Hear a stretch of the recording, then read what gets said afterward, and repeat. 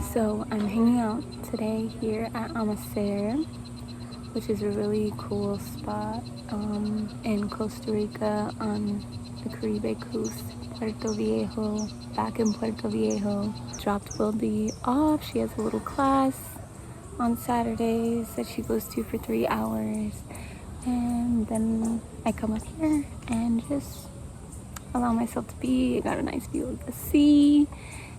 I've been journaling and I just have been reflecting a lot in the past month, and I feel like I've been able to just really take deep, unconstricting breaths, and it's allowed me to get some fucking oxygen to my brain.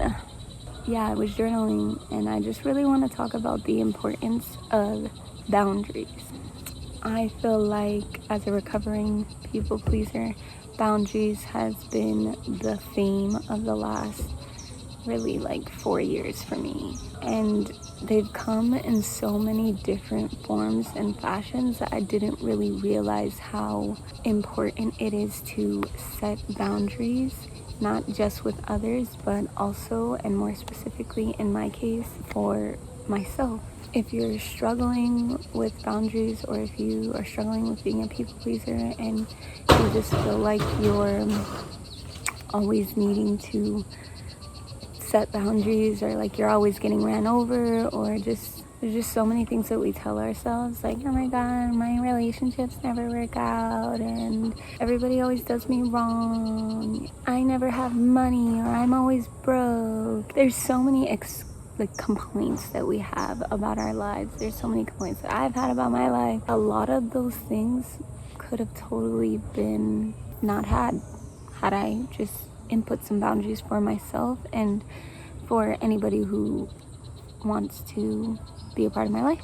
Setting up what your child is or is not allowed to do to you just because they're learning what hitting is and how to emotionally regulate themselves doesn't mean that they're allowed to hit you. Having boundaries for yourself in not overspending, and in relationships having non-negotiables, what you will accept, what you won't accept. I think the most uncomfortable thing for me in setting boundaries was like, oh my god, I don't want these people to not like me or to feel like I'm being unrealistic or whatever. And that's not the point at all. The point is that you need to feel comfortable in how you're operating through your life, and there are healthy ways to put the guides on for that. And if you don't allow people to know how you want to be treated, they're going to treat you however they feel like you should be treated. And usually that's not a very fun experience, because people tend to treat others the way that they view themselves, and a lot of people do not view themselves very nicely. In my case right now, I'm just realizing that I've had set up good boundaries for myself, and I tend to loosen up my boundaries the more that I tend to loosen up my boundaries for others the more that I love them. And it's not okay, because that means that I'm losing the love for myself and giving them that. I just noticed that the lack of boundaries that I put on myself have taken me into things that I have healed from in the past.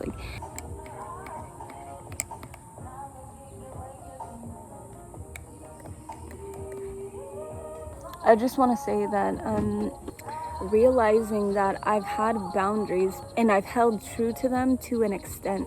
Once my love supersedes that, I'm like a blind eye to the boundaries, and I've gotten better and better at it for sure.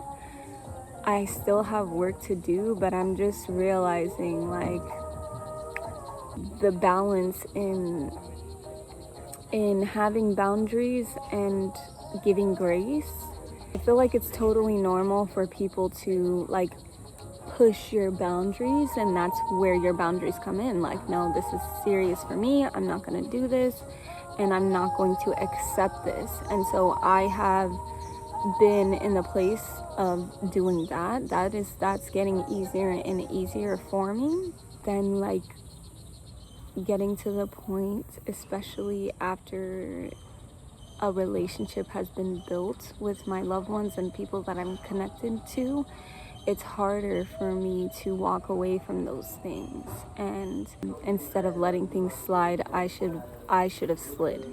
You let things slide over and over again, and they just get worse and worse. When you're coming into connection with people, I've had to have boundaries for myself and like, okay, don't allow myself to just go full in 100% blind, because I love very easily. And I'm not just talking about romance, I'm talking about with all my connections.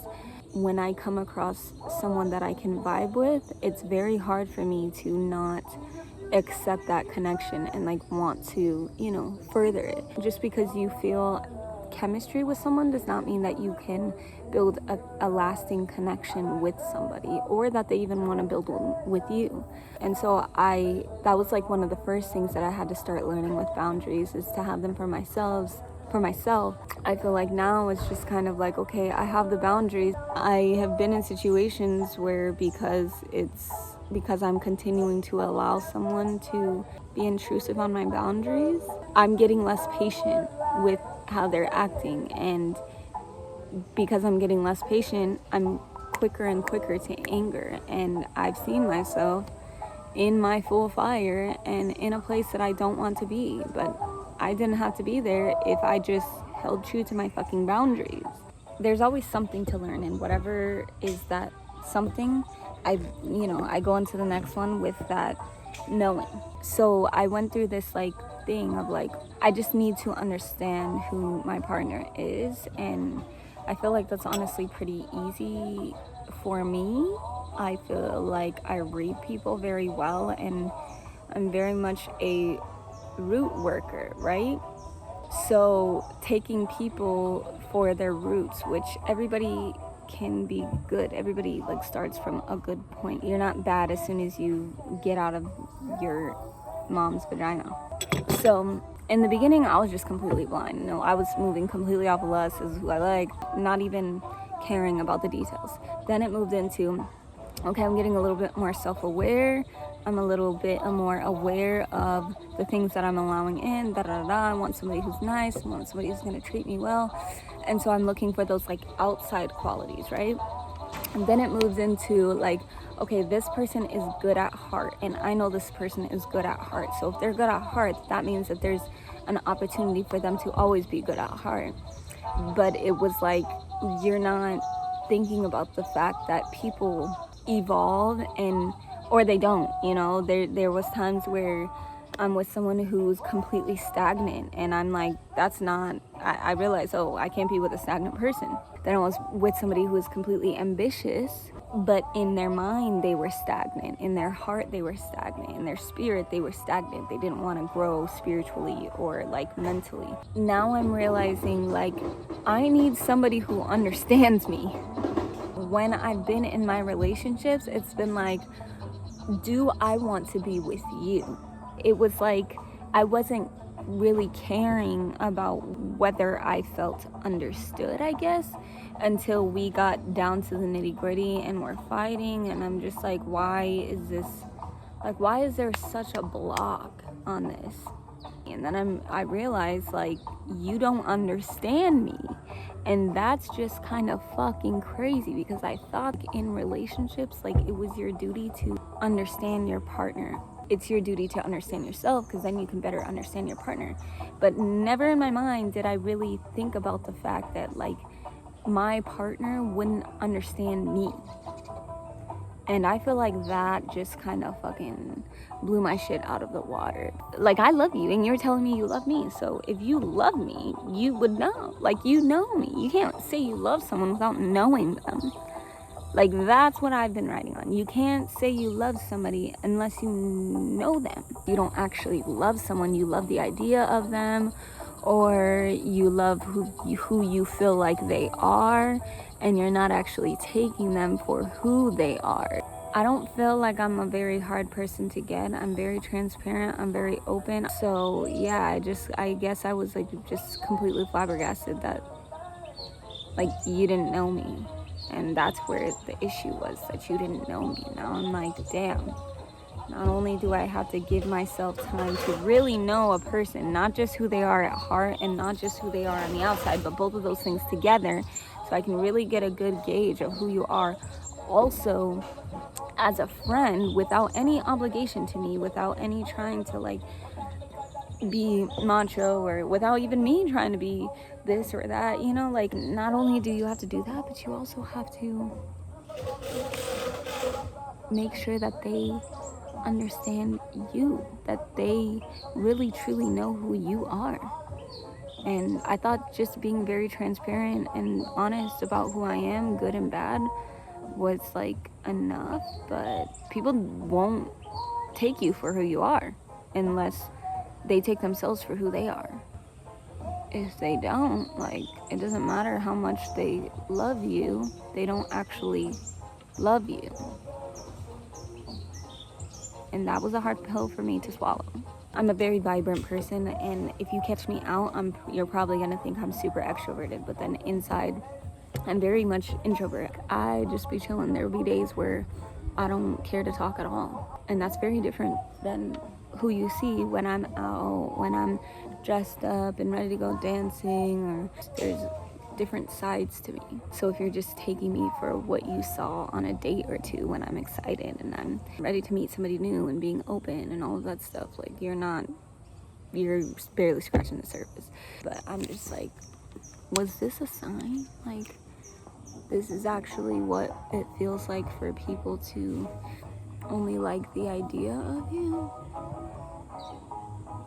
because they're only liking their idea of you, and oftentimes their idea of you is skewed by their internal projections or by their past experiences. I couldn't possibly be who I am because anybody you've ever met is completely the opposite.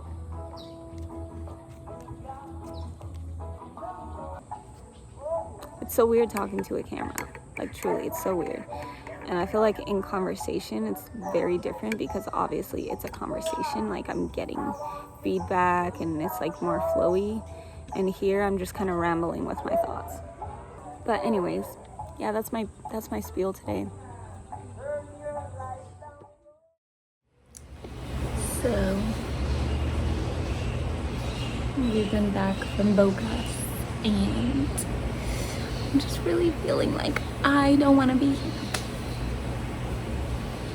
which is kind of annoying because I'm probably here for at least 6 months unless I break my lease. And I don't know if I'm gonna do that. One, because it's gonna be to move.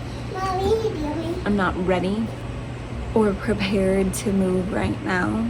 I also don't really know where I would go, so need a little bit more time for that. And I don't have everything I need to just pick up and travel, because when I'm ready to do that, I'm not going to be stopping. I'm trying to just be able to travel with a carry-on, and that's it. Well, a carry-on on my backpack. One for me, one for Wilder. So yeah, I think until I am ready, I will just like crazy research other places while doing the things that I'm supposed to be doing.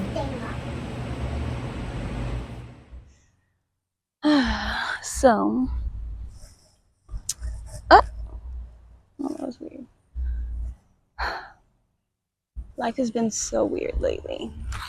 Also, my phone's gonna die, but I feel like I really just need to just get this off my chest. Life is so interesting right now. I feel like I'm in this place where I'm in that middle state. I once like wrote down this cycle of life, and honestly I can't even remember it right now, but there's like this point in there. I'll try to put it in the video. There's this point where you're like in between moving on to your next like lesson or like cycle really, but you come up out of your last, and it's like this interesting gray gray area where you realize your past lesson like from the last cycle, but you're going into the next. You're kind of waiting for your like mission, your next task. And it's just this area that makes me like, it can make me feel uncomfortable sometimes, which is fine. But I really have to tell myself to just chill out during it and like not think too hard, not attach myself to too many emotions, and just like allow myself to be and allow myself time to be still while it's going on. And yeah, I just feel like I'm in that area right now, and it's just very interesting to be in. I have also realized again that I can't do everything on my own, and it's been like a kind of battle while in Costa Rica, because in this small beach town there's not a lot of options for care and stuff. There is like babysitters and things like that, but I don't know, just nothing like very consistent that I found until now. So I found Wildy a little school that she's gonna be going to. She starts tomorrow, and she already did one day, and I don't know, I just felt like a kind of release from that, which was really nice. I also just feel like I don't want to come out of my sanctuary, you know? Like I think that I'm just really over this place in Costa Rica. I'm feeling a little bit like I did in my hometown, of just not really being able to be so creative, or just not, I don't know, obviously when you're not feeling creative, it's like something energetically that's going on, and I just feel a little bit trapped by my environment. I'm a person that needs a lot of newness and just kind of able to like spread my wings and do different things here and there. There's not really that here, for one, that I feel drawn to, and then for two, it's just like energy is not resonating with me anymore, and so that's just a little hard to deal with for me right now. I have my ways of coping with that, and so I've just really been like throwing myself into my work, throwing myself into just meditation, my yoga, my passions, just really like honing in and using this time as a time to be still and to further myself in the ways that I can, and like feed my passions kind of more in a backwards way.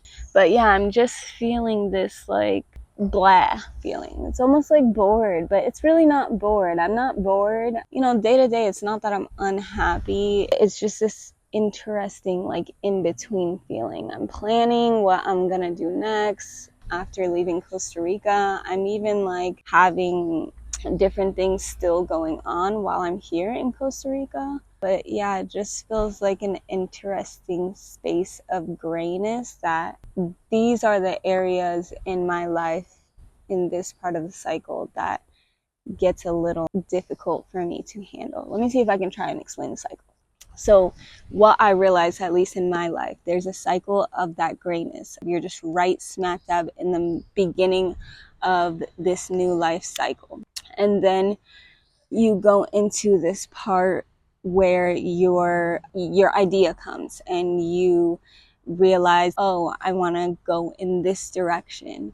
And so you kind of start manifesting that. You start telling people, or you start looking into it more. It's like that first inclination of, this is a new thing that I want to focus on. And maybe you haven't even decided that you want to focus on. That's all part of that process. And then you get to the part where you are given the tools. This is what you need to do. Now you're fully on that path. You've decided, I'm going to go in this direction. And so everything in life is doing its thing to really like push you and help you out and go in that direction. And then you're in the thick of it.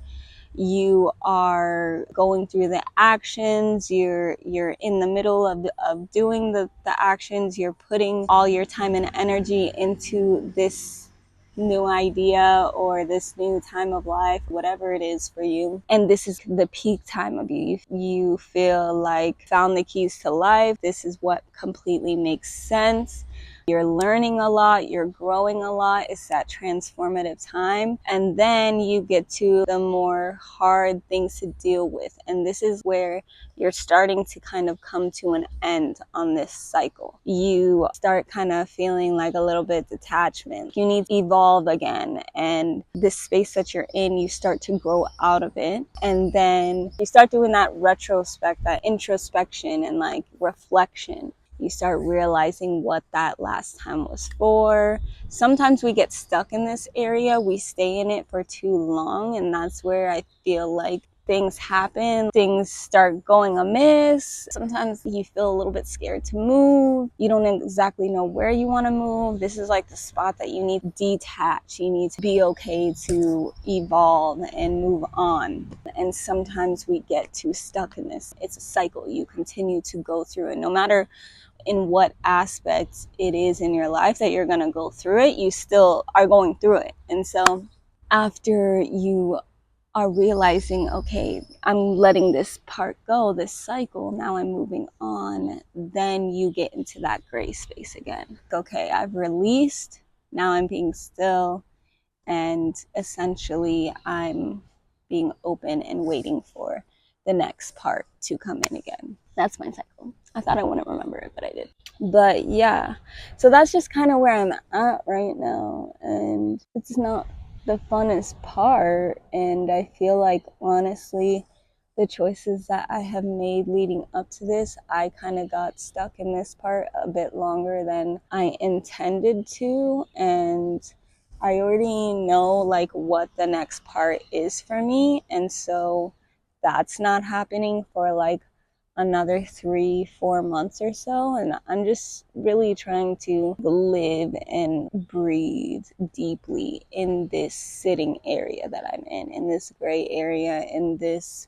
getting ready for the next part to start. I really am just trying to focus on making sure I understand exactly where I'm at mentally, exactly where I'm at spiritually, and really get deeply in touch with myself. And that is uncomfortable in a lot of ways, not in any ways that are necessarily bad.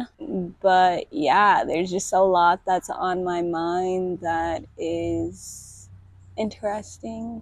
So that's a little bit of what's going on in the life of Nami.